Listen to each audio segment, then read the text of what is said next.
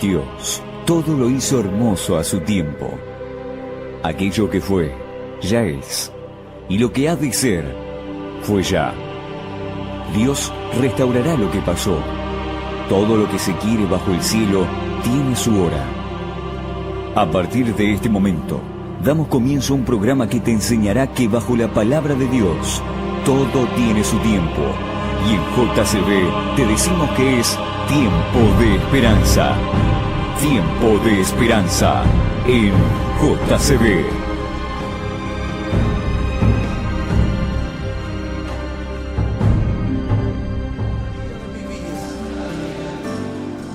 Ese es mi deseo.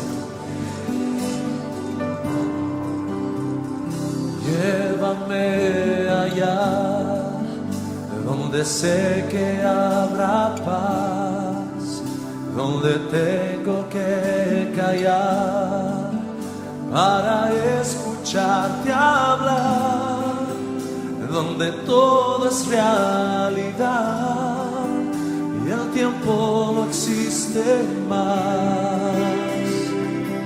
Una y otra vez ha de estar yo junto a ti, no me puedo contener cuando me miras así, ya no hay nada que decir. Muy buenos días, amigos, socios del aire, de este micrófono al otro lado del extremo del cable o de las redes en el éter. ¿Cómo andan? 104.9 del dial de la frecuencia modulada. JCB es la sigla de esta radio. ¿Qué tal? ¿Cómo andan? Bien. Muy bien, alguien respondió. Quédate conmigo, no voy O te cuento. No, mejor digo que este programa se dio en llamar Tiempo de Esperanza porque esperamos aquel que va a traer toda nuestra felicidad, que nos tiene feliz hoy en día, a pesar de todas las dificultades, pero que se va a sentir plena esa felicidad. Se va a vivir. Se va a vivir. Hoy tenemos solamente algunos indicios. Algunos indicios de cómo es ese que nos prometió volver, ¿no es cierto, Raúl? Sí. Así que de él vamos a hablar hoy y te pedimos que nos acompañes. 426-406-86 es el número de líneas rotativas. Gracias, Andrés, por estar ahí atrás operándola en la pecera. Gracias, así le digo. Muchas gracias. Espectacular. Quien les habla, Walter Buceta. Acá acompañándome en el estudio, Jan Navarro. Buenos días, feliz sábado. No escucho ese aplauso, Tiene puesto el auricular. ¿no? ¿No quiere escucharlos o no? No, dice que... no sé, me parece a mí que es una cuestión de humildad. ¿O no entran los auriculares? No le entran los auriculares. No. Esto es radio, no se ve la cabeza del hombre. Bueno, amigos, el que hizo la broma recién es el hombre que estudia. Se presenta como un hombre formal. El señor Raúl Ibarra. Buenos días.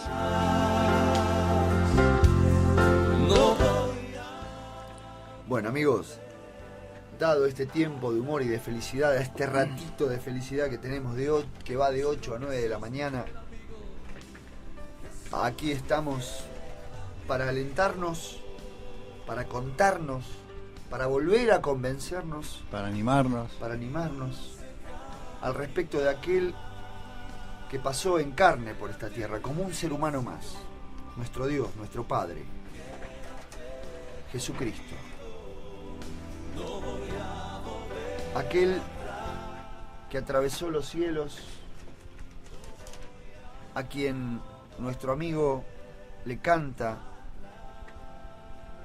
porque Jesús es digno de alabanza, digno de confianza. Debería hacerlo. Debiera, sí, la verdad que sí. Debiera hacerlo, Walter, porque Para cada uno de nosotros debiera ser así. Así que a eso nos estimulamos. Tené tu Biblia a mano y hoy tenemos una pregunta. por lo menos una pregunta. Por lo Hay menos, muchas preguntas. sí, pero con esta vamos a empezar. ¿Cuál fue la actitud de nuestro Padre, de su Hijo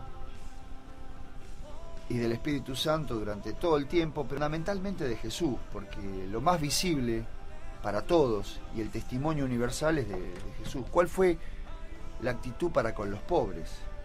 Para con los pobres, los necesitados. O los empobrecidos, si querés también, ¿no? Sí, vamos, sí. Lo que pasa que empobrecido es para vos, pero para el otro que empobrece no cree que empobrece. No sé si soy claro. No, podría especificar. Claro, en términos materiales, no solamente, porque también últimamente entre nosotros, al respecto de aclarar en nuestras mentes y hablar al respecto del carácter del Padre, de clarificarlo en nuestras mentes, siempre se plantea a Dios y a Jesús como alguien, como una persona de orden espiritual, como si en el mundo material el Señor no hubiese actuado, obrado. Claro, dado testimonio de que se ocupaba, más que se preocupaba por los pobres, se ocupaba en términos materiales. No, es que eso, Walter, que vos decís que es espiritual, nosotros lo hicimos. Él no fue así, pero nosotros le formamos esa imagen, me parece. Formamos esa imagen porque pienso que como todos nosotros tenemos necesidades, ya sean espirituales, materiales, entonces, y aparte es como que hay en nosotros por naturaleza pecadora esa tendencia. Vos fíjate que en la antigüedad lo que se llamaba o se llama paganismo tenía ese tipo de vínculo con sus dioses. Claro, por ejemplo, no sé, pidamos una buena cosecha, pidámosle al Dios de la fertilidad. Claro, al Dios de la fertilidad, al Dios de la lluvia, necesitamos lluvia, bueno, ahí tenemos, vamos a pedir al Dios de la lluvia. Bueno, hay una cantidad inmensa de dioses, de deidades que satisfacían nuestras necesidades. Que hoy sigue lo mismo, ¿viste? Porque no ha variado. Vos en la Iglesia Católica tenés un santo para cada cosa, San Cayetano para el trabajo, San Expedito para las causas urgentes. Claro, y tenés para las enfermedades. Santa Lucía para la vista. San Pantaleón para el. San Antonio para el amor. Bueno, o sea que no cambió eso. Y si no tenemos esos dioses, lo tenemos a Jesús como ese que cubre todo, ¿viste? En Jesús encontraron la fuente para ir a clamar por necesidades. Y a Él vamos con necesidades. En vez de tener todos esos dioses, tenemos uno. Sí, pareciera que los evangélicos nos hemos convertido en pedigüeños. Claro, no nos convertimos. Lo hemos convertido a Dios exclusivamente en un dador. Claro, por eso te decía que le formamos esa imagen. Ayer me comentaba alguien que estamos compartiendo la palabra de Dios, ¿viste? Me decía, mirá, vino la otra vez, no voy a dar nombres, nada, ¿viste? Decía de que, pero ¿cómo vos andás con esa camioneta tan vieja? Le dijo, ¿viste? Y si, ¿qué querés que haga? Si el trabajo no me da, ¿viste? No me da para cambiar la camioneta. No, pero vos le tenés que ir, poner la mano sobre la camioneta y pedirle a Dios que te dé un nuevo vehículo, ¿viste? Y yo me quedé mirándolo, me decía él, ¿cómo es esto? ¿Usted que es un mago? ¿Entendés, viste? Y esa es la concepción que hay. Sí. Y yo te pongo ese ejemplo de la camioneta, pero así tiralo para todo, para todo. Pero vamos a ver en sí, ¿se preocupó Dios por esto? Claro. ¿Por el caso de este muchacho que necesitaba una camioneta? ¿O por un necesitado? ¿O por los pobres? ¿Cómo se comportaba Dios? Esa es la pregunta. Uh-huh. Yo en lo particular, esto es personal, ¿no? No como testimonio de cómo Dios me trataría muy mal, pero a mí en casa, siempre se lo digo a mi esposa, no nos falta nada. ¿De qué nos podemos quejar? ¿Viste? Es más, a veces me da vergüenza porque la comida sobre, bueno, pero esto es una relación, una descripción personal. Pero él, ¿cómo se comportó? ¿Y vas a ir a la escritura, Raúl? Claro, voy a la escritura porque vos presentás tu caso, pero yo te puedo traer acá a otra persona, viste, que está viendo... Claro. Que, no que diga lo contrario, que está en situación de calle y que va a decir, no, Dios no me... no está. O sea que vos fijate vos cómo siempre nos lleva a dar conceptos sobre cómo estamos. Si estamos bien, Dios nos bendice. Si estamos mal, no, Dios nos bendice. Es natural en nosotros, ojo, porque yo no escapo a eso. Nuestra naturaleza ve de esa manera. Vemos de esa manera, ¿viste? Por eso que, inclusive por eso que se tergiversó el carácter de Dios. El Señor, a partir de la caída del hombre, Él salió a buscarlo. O sea, en ese salir a buscarlo nos muestra cómo Él es, más allá de mi error, de mi pecado, de mi locura. Él no tiene en cuenta eso, sino que Él obra así porque Él es así. Y claro, porque nosotros lo leemos y parece un cuentito en un librito, pero es lo que pasó. Sí, es lo que pasó. Lo que pasa es que los medios... Estamos remitiéndonos a lo que está escrito que pasó en el Edén. Lo que pasó en el Edén. Pero vos fijate, trae esa acotación un tema que es actual. Porque vos acabas de decir que eso es lo que está escrito. Uh-huh. Pero resulta que el monopolio informativo no dice eso. Te habla del otro Dios. Por eso que nosotros creemos lo otro. ¿Por qué digo que es actual? Porque vos vas a agarrar hoy, prender la televisión, la radio, y te encontrás con noticias, ¿viste? Que no, estamos bien, estamos creciendo, qué sé yo, estamos ahí, y hay una pobreza impresionante, hay despido, todo, y vos decís, ¿cómo es? Pero los medios informativos te tiran algo tergiversado. Con las cosas de Dios es similar. Por eso que llegamos a donde llegamos. Porque la base y la fuente de lo que Dios dijo dice otra cosa. ¿Qué es otra cosa que dice? Vos fijate que nos sumergimos en la palabra de Dios cuando Dios, estuvimos diciendo que saca al hombre del Edén, lo ampara, le da una promesa, y luego que después de sacarlo cautivo, que estaba en cautividad en Egipto, Dios se muestra como él, cómo es Él, o sea, cómo es su gobierno, cómo es su carácter, y cómo se muestra, cómo es para que Él se muestre en cómo es su carácter y su gobierno, porque no nos olvidemos que toda nación, reino, tiene un gobierno, nos guste o no, es ese gobierno. Unos tienen dictadura, otro una cosa, ¿viste? Bueno, nos puede gustar, pero ese es el gobierno. Y ese gobierno tiene leyes, y esas se manejan así. Bueno, Dios cuando saca al pueblo de Israel, lo primero lo que hace es mostrarle la ley del gobierno de Dios, que son los 10 mandamientos.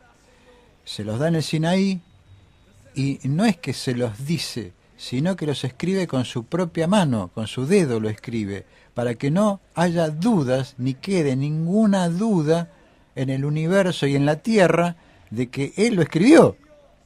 Así todo, el hombre hoy dice que eso fue... Está tirado, no existe la ley de Dios. ¿Pero por qué quieren oscurecer eso? Porque esa es la base del gobierno de Dios. Muestra el carácter de Dios, y ahí muestra que dice... Está resumido en Dios. Ama a tu Dios por sobre todas las cosas y a tu prójimo como a ti mismo. O sea, está hablando ya ahí. No vamos a hablar en la relación con Dios, sino en relación al prójimo. Y después al pueblo de Israel le da una cantidad de leyes que están volcadas en el libro de Éxodo, Levítico, Números y Deuteronomio. Pero vamos a leer solamente uno, porque es muy largo. Uno, si quiere, pueden estudiar y meterse a ver las leyes de cómo se maneja el gobierno de Dios, cómo es el gobierno de Dios. Eso lo encontramos en el libro de Levítico, capítulo 19, verso 1 en adelante. Allí dice, Levítico 19, habló Jehová a Moisés diciendo, habla a toda la congregación de los hijos de Israel, y diles, santos seréis, porque santo soy yo Jehová vuestro Dios. Cada uno temerá a su madre y a su padre, y mis días de reposo guardaréis, yo Jehová vuestro Dios. Empieza hablando, viste, de que la relación es importante para con quién, para quien nos gestó, padre y madre, respeto hacia esas personas y hacia Dios, mostrándole el día de reposo, respeta esto y esto. Así comienza el discurso de Dios, ¿no? Y le dice, no se volverán a los ídolos, ni haréis para ustedes dioses de fundición, yo Jehová vuestro Dios. Cuando ofreciereis sacrificio de ofrenda de paz a Jehová, ofrecerlo de tal manera que sea acepto. Será comido el día que lo ofrecieres, y el día siguiente de lo que quedare para el tercer día será quemado en el fuego. Y si comiere el tercero será abominación, no será acepto. Y escucha, Walter. 9, versículo 9. Cuando ciegues la mies de tu tierra, no segarás hasta el último rincón de ella, ni espigarás tu tierra segada, no rebuscarás tu viña, ni recogerás el fruto caído de tu viña. Para el pobre, para el extranjero lo dejarás. Yo, Jehová, vuestro Dios. Fíjate vos, este es el gobierno de Dios en el cual nosotros, sus hijos, no pensamos en nosotros, sino pensamos en el prójimo. O sea que, generalmente, esto es a contrapartida de lo que pasa en el mundo. Yo trabajo para mí, ¿viste? Y es mío. Y lo que siembro y cosecho es mío y luego lo vendo y es plata mía. Acá Dios dice, no, vos sembrá, cosechá, pero no hagas todo, dejá porque hay pobres. O sea, y después dice, no hurtaréis, Walter. No engañarás, Walter. No mentirás, no, ni mentirás el uno al otro. Vos fijate, ¿qué leyes son estas? Y sigue diciendo, no jurará falsamente por mi nombre y profanando así el nombre de tu Dios, yo Jehová. No oprimirás a tu prójimo, Walter, ni le robarás, Walter. Ojo, ¿eh? No es que dice ojo, no dice ojo. Esto es porque va a ser beneficioso para todos, para vos y para el otro. Bueno, y sigue hablando, dice, mirá, no retendrás el salario del jornalero en tu casa hasta la mañana. Eso que acá es moneda común. ¿Eh? No, que acá en las relaciones entre las personas es moneda común. ¿El qué es moneda común? Que la gente maneje el jornal del jornalero, se quede con el dinero 15 días, un mes, 30 días, y con ese dinero... Bueno, hoy las finanzas son las que manejan los gobiernos. Yo te voy a poner un simple ejemplo. Uh-huh. No voy a hablar de lo que vos decís que es una realidad, no lo digo, ¿viste? De cómo los capitales, ¿viste? Cómo manejan y cómo nos oprimen, ¿viste? Sí, no, pero no hablo únicamente de opresión, porque el argumento que sostienen es, bueno, en algún momento sobreabundará y les daremos. Bueno, está bien. Sí. Digo, comparando. No, es que está bien. Comparándolo, porque acá Dios dice, no coseches todo, déjalo. Está bien, no, lo comparto eso. Yo en mi cabeza está un hecho concreto y no estamos hablando de personas, ni de capitales, ni de tipo. Te estoy hablando en el caso de la feria, mía. Tenemos una vecina que vende, y vende muy bien. Vende 4 veces más que nosotros. 4 veces más que nosotros. Si yo vendo 1.000 pesos, ella vende 5.000 pesos. Y así, viste, ponele, ¿no? Tiene, por supuesto, con ese... No estoy hablando de que, porque no es mal habido, trabaja, se levanta... Ni tampoco estás haciendo una comparación. No. Entre... Estoy diciendo cómo es la naturaleza del hombre, cómo somos. ¿Cómo somos? Vos fijate, esta mujer, que no le falta nada, en el día de ayer viene y dice, ¿me prestás 50 pesos? Porque no tenía para dar cambio, ¿viste? Bien, tomá 50 pesos. Después te lo devuelvo. Bueno, pasó. Vos la veías que estaba contando la plata porque estaba vendiendo a 2 manos. Llegó casi el fin de la feria y dijo, después te voy a devolver los 50 pesos, te lo digo porque así yo no me olvido. No los devolvió. Y no lo devolvió porque no porque no lo tenía, sino porque ella es así. Se guarda la plata como si... Se comporta de esa manera. Se comporta más, porque... lo naturalizó. Claro, ¿viste? Eso es natural en nosotros, ¿viste? Que guardemos porque esto es mío, ¿viste? Y si puedo especular con esos 50 pesos, ¿qué puedes especular? En una persona que gana mucho. No te estoy hablando de un tipito, ¿viste? Que gana 300 pesos por feria y 50 pesos un montón de plata. Estamos hablando de vender 12.000 pesos, 15.000 pesos. Sí, tampoco la pretensión es criticar a esta persona. Exactamente. Sino describir cómo somos. Que justamente es opuesto a lo que el gobierno y cómo se mueve el señor y cómo deberían moverse sus hijos. Más allá de lo que el mundo haga financieramente. No, sí. Lo que pasa es que cuando Dios presenta esto, Él presenta para que sus hijos nos movamos porque yo soy así, dice Jehová Dios, ¿viste? Yo soy de esa forma. Sí, porque además muchas veces vos ves, eso en las redes lo lees mucho, ¿viste? Aquellos que decimos tener alguna relación con Dios, dicen, y yo tal vez lo haga y no me doy cuenta, dar testimonio de que somos hijos de Dios, ¿entendés? Y eso es una característica clara. Si vos... Nadie tiene un campo y anda cosechando, pero Dios manda dejar parte, no sé cuánto, pero acá manda dejar parte de la cosecha para que recojan los pobres, los que no tienen esa posibilidad. Acá dice, no llegarás hasta el último rincón de ella. No nos olvidemos, está hablando en un contexto de ese momento. Sí, claro.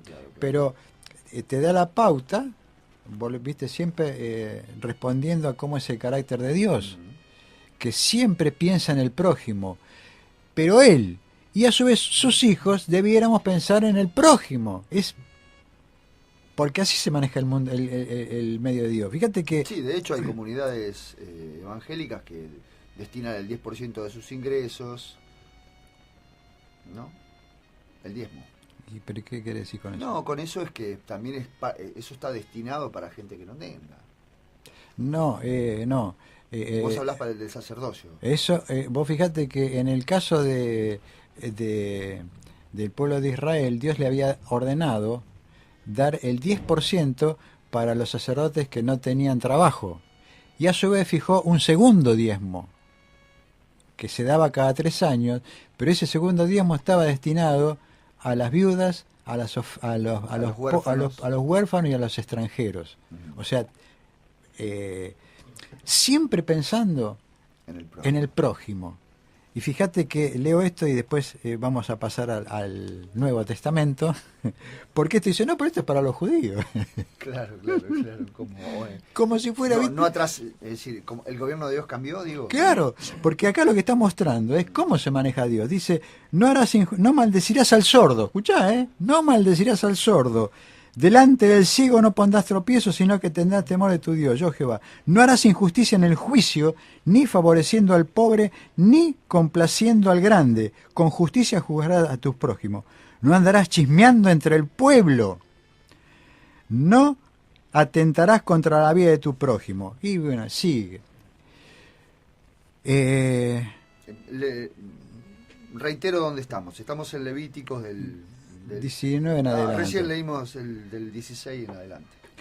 Este es el gobierno de Dios. Ahora vos fijate cómo se contrasta todo, porque acá está hablando del que se está ocupando es Dios, Padre, Jehová, nuestro Señor. Se está ocupando. Por eso que Él da leyes, ¿viste? Su promesa estaba en que Él es el que iba a dar la lluvia para la tierra, iba a ser, o sea, Él era.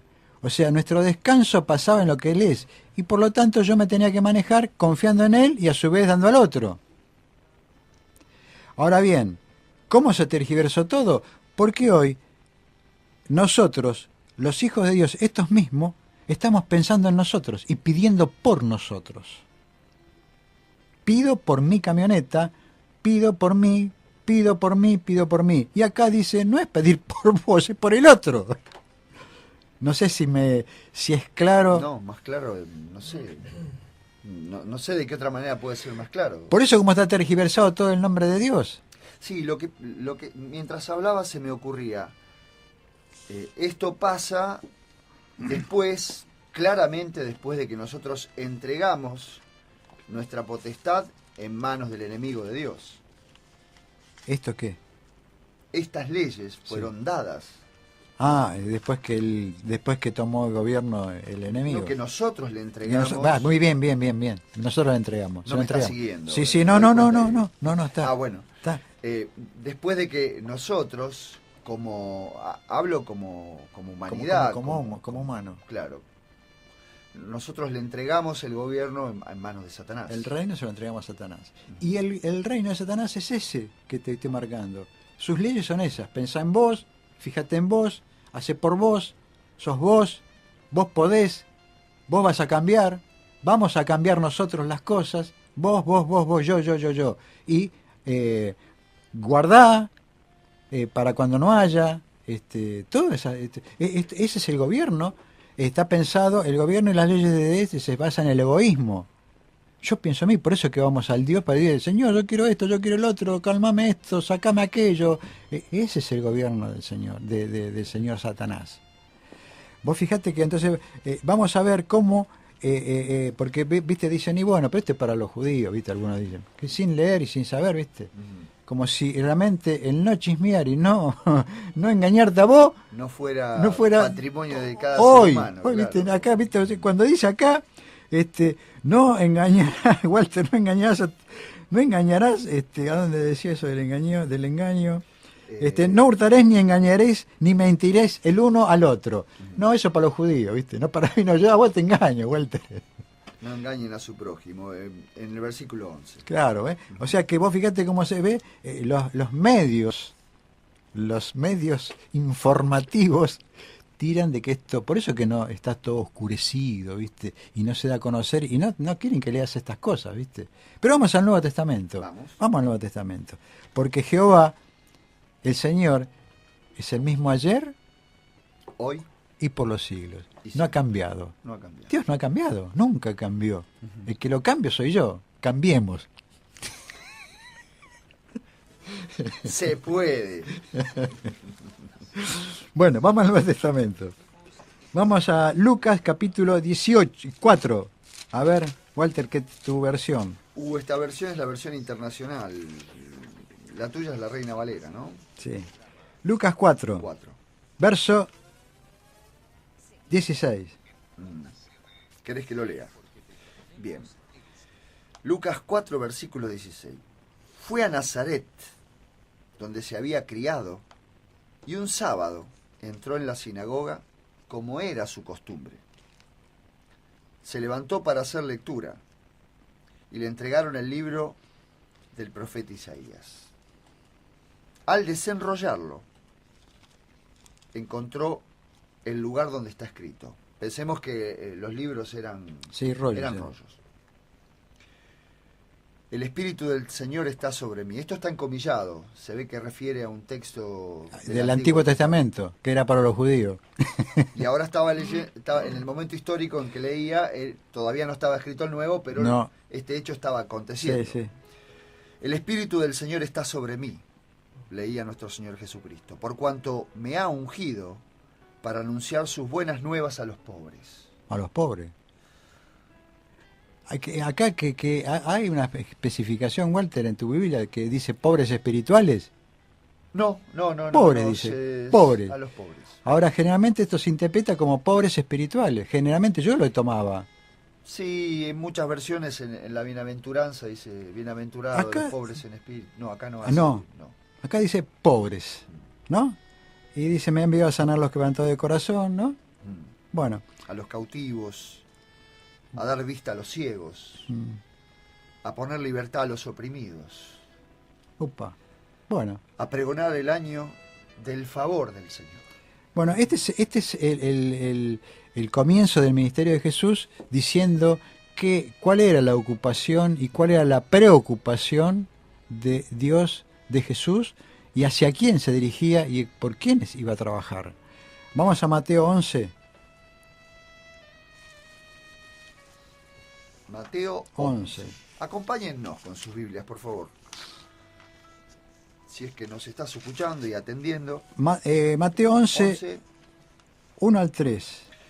Cuando Jesús terminó de dar instrucciones a sus 12 discípulos. Sí, perdón. Sí, no. Cuando Jesús terminó de dar instrucciones a sus 12 discípulos, se fue de allí a enseñar y a predicar en otros pueblos. Juan estaba en la cárcel y al enterarse lo que Cristo estaba haciendo, envió a sus discípulos a que le preguntaran: ¿eres tú el que ha de venir o debemos esperar a otro? Le respondió Jesús: vayan y cuéntenle a Juan lo que están viendo y oyendo. Los ciegos ven, los cojos andan, los que tienen lepra son sanados, los sordos oyen, los muertos resucitan y a los pobres se les anuncian las buenas nuevas. Las buenas nuevas. Bueno, ¿a quién? A los pobres. A los pobres. O sea, nuevamente Jesús hace hincapié en que era prioritario, ¿viste? Porque los ciegos, los cojos, todas esas personas eran víctimas de la opresión. Por eso que estaban como estaban, ¿viste? Eran pobres. Como se diría, los más elegidos, los desclasados, los desplazados.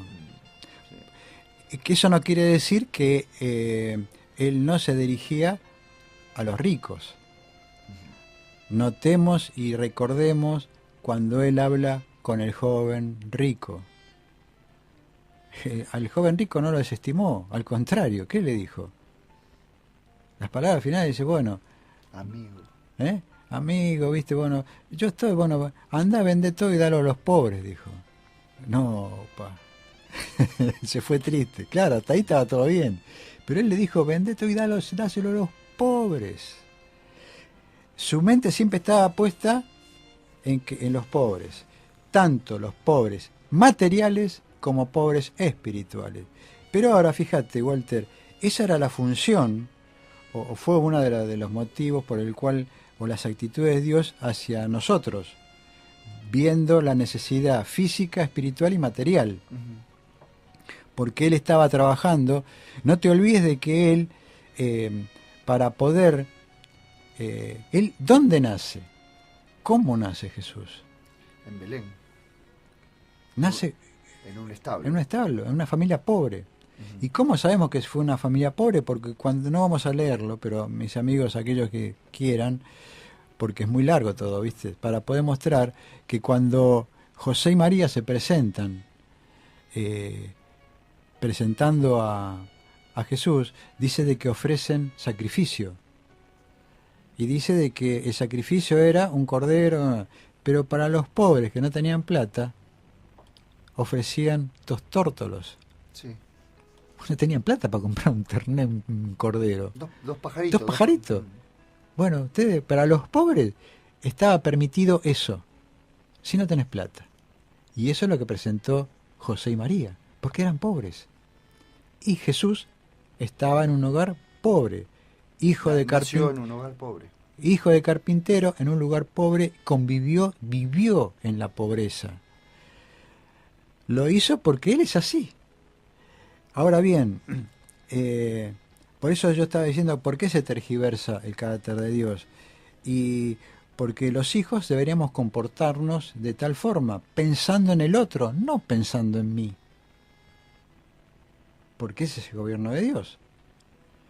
O sea, si bien es cierto, yo tengo necesidades, Walter, yo sé que vos tenés, Jan, todo, Andrés, todos tenemos necesidades. Y no quiere decir que yo no le pida. Pero no puede ser el centro ese estar continuamente clamando a Dios para que me calme esto, para que me saque esto, para que... Eso no es así. En la Escritura no vamos a encontrar tiempo en el que Jesús se dedicó a pedirle al Padre para que sacie su hambre, su casa. Porque ¿te acordás cuando se le presentó y yo no tengo donde dormir? Dijo. No Pero tengo dónde recostar mi cabeza. Exactamente.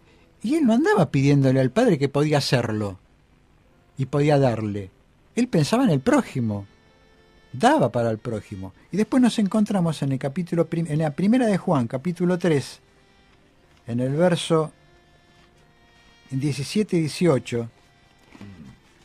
Ahí está hablando de los hijos de Dios, Juan, ¿eh? Capítulo 3 está hablando de los hijos de Dios. ¿Te lo leo? No, sí, Bueno, no, bueno. no, te quería decir que no vamos a leer todo, pero todo ese pasaje se habla de los hijos de Dios. Y en el 17 y 18, ¿qué dice? Capítulo 3, primera de Juan, capítulo 3. El 16, 17 y 18, lee, a ver. Leo el 16. En esto conocemos lo que es el amor, en que Jesucristo entregó su vida por nosotros. Así también nosotros debemos entregar la vida por nuestros hermanos. Si alguien que posee bienes materiales ve que su hermano está pasando necesidad y no tiene compasión de él, ¿cómo se puede decir que el amor de Dios habita en él? Queridos hijos, no amemos de palabra ni de labios para afuera, sino con hechos y de verdad. ¿Qué dice? Si tu hermano tiene necesidad, no cierres tu corazón. El tema de que nosotros, nuestro corazón ya está cerrado porque estamos pensando en nosotros y yo no sé qué necesidad tenés vos, Walter. No la sé. Y no pregunto tampoco, porque estoy centrado en mi necesidad, en lo que yo estoy padeciendo, que es una realidad de pronto. Pero no me permite ver al otro. Entonces todo se tergiversa, ¿viste? Vos fíjate que a lo largo del Antiguo Testamento y el Nuevo Testamento, ninguno de los discípulos hablaba y pedía por ellos, sino que pedía para los otros, para que pueda ser divulgado el Evangelio, para que puedan darse predicado ¿qué? ¿Cuál es el Evangelio? El Evangelio es el que vimos en el comienzo. El Evangelio es un padre que tiene un gobierno en el cual dice que ama a Dios y ama a tu prójimo como a ti mismo. Si no es eso, no pertenecemos. De hecho, cuando se forma la primera comunidad, con el nombre como cuando empieza a hacerse cristiano. Popular el término cristianos, y Dios propicia las cosas para que se predique el testimonio de Jesucristo, de nuestro Señor, la muerte en la cruz, la resurrección, su espíritu salvífico y salvador. Aparece una dificultad que algunas veces lo hemos leído acá, que por predicar la palabra, aquellos encargados o los representantes, porque también existe una cosa, ¿viste? Alguien reconoce a un dirigente y lo mira y lo pone como si fuera prioridad. Esa persona como si tuviera todas las prioridades para él, ¿no? Y que él no solo debiera hacerse cargo también de otras cosas. Y nace una dificultad ahí para atender a los huérfanos, a las viudas, y los discípulos dicen, nosotros estamos predicando la palabra, encárguense, busquemos la manera de atender a las viudas, de atender a los... Es decir, sí. Dios no se olvida jamás. No, pues nunca. Y nos convoca a nosotros a que tampoco nos olvidemos de los necesitados entre nuestro pueblo. Es que, Walter, sabes que no se trata de olvidar, porque ya cuando estás ahí, eso es así, ¿viste? Se maneja así y es así. No hay forma de olvidarte. Lo podemos omitir de desprofeso. O convertirlo en una cuestión burocrática. tratémoslo en asamblea. Qué sé, sí, bueno. Pero vos fíjate, llegamos a las iglesias, estamos cantando, orando, todo por nosotros, todo por nosotros. Y después decimos, vamos a orar por los necesitados. A orar, vamos a pedir, ¿viste? Bueno, pero fíjate que en Santiago dice... Acá es claro lo que Juan dice, ¿eh? Bueno, es claro. Para que sea una realidad. En Santiago dice lo mismo, y lo leo, capítulo 2 de Santiago, verso 14. Hermanos míos, ¿en qué aprovecha si alguno dice que tiene fe y no tiene obras? ¿Podrá la fe salvarle? Y si un hermano o una hermana están desnudos y tienen necesidad de mantenimiento de cada día, algunos de vosotros dicen, vayan en paz, calentados, saciados, pero no le dais tal cosa, ¿de qué aprovecha? Y acá nos está hablando de que estas obras son hechas para salvación de la persona. Porque muchos ya, bueno, ¿viste? Porque hay otros que hacen caridad pensando que van a lograr lo otro. Lo otro esto es el resultado de la salvación de Dios. Es el resultado de saberme, andar con el Señor. de saberme que Dios me declaró hijo. Claro. Entonces, Que pertenezco al reino de Dios. A su filialidad, pero a su pueblo y a su gobierno. A su gobierno. Entonces, yo le pertenezco a él. Pertenezco a él. ¿Qué voy a dar? ¿Testimonio de qué? Así como él me pertenece a mí también. No es que... sí. Porque esto, ¿sabés por qué, Raúl? Porque viste que las personas te dicen, bueno, pero vos, no sé, supongamos, en términos partidarios, vos pertenecés al partido, el partido te necesita. Tenés que venir, no sé, a pintar. ¿No? Sí, te entiendo. Y este gobierno no es así. Dios me pertenece a mí. Es una pertenencia. No hacemos las cosas porque Dios las dice. No somos súbditos en el sentido mundano. Exactamente, porque lo confundimos, ¿viste? Entonces yo no tengo que decir malas palabras, ¿viste? No tengo que mentir, no tengo que engañar, ¿viste? Entonces soy un moralista. Termino siendo un moralista, y moralista está lleno el mundo. Hay mucha gente que es moral, da plata, pero no tiene nada que ver con el gobierno de Dios, ¿viste? Porque eso no lo hace. O sea, una cosa es esta la que Dios propone como hijo de Dios, como gobierno, y eso es el resultado. Vos fíjate que el resultado cuando Jesús predica y le va a predicar, no le va a predicar, porque en el fondo, con el caso de Zaqueo, que era un rico y era un ladrón a su vez, Jesús no fue y le dijo lo que decimos siempre, mirá, vos para que obtengas la salvación tenés que devolver lo que robás, tenés que dejar de robar, tenés que comer. No le dice eso Dios. Al contrario, dice, hoy ha llegado la salvación a tu casa. Ya está, ¿viste? El resultado es lo otro. Entonces, mal está que nosotros, Walter, después que hacemos este programa, suponete, ¿viste? Que digo, salgamos, bueno, vamos a hacer un plan y un proyecto para ir a alimentar a los pobres, ¿viste? Pero ¿por qué lo vamos a hacer? ¿Porque sabemos que es así o porque Dios dice eso? ¿Me seguís lo que quiero decir en el pensamiento? Sí.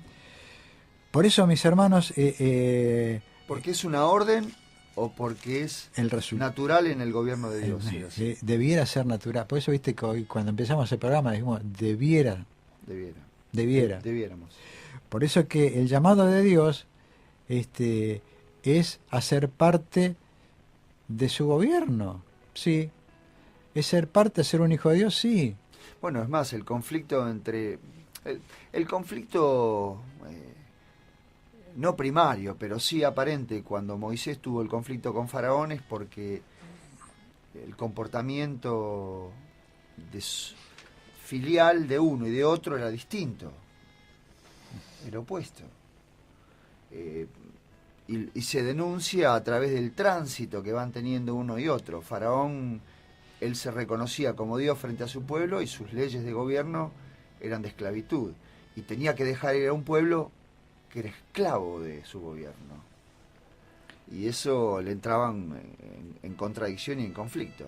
Es que justamente el gobierno de Satanás es eso que decís vos.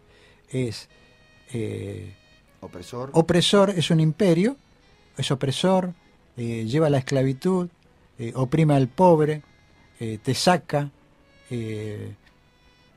y te miente, porque no te dice eso. ahora, hoy, ¿viste? La esclavitud no te dice, por eso soy un esclavo, ¿viste? Es más, la mayoría de las personas piensan que son libres. Que somos libres, ¿sí? ¿Viste? Vos tenés un celular, ¿viste? Y te estás comunicado con el mundo. Sí. Por eso que Jesús dijo, yo no soy de este mundo.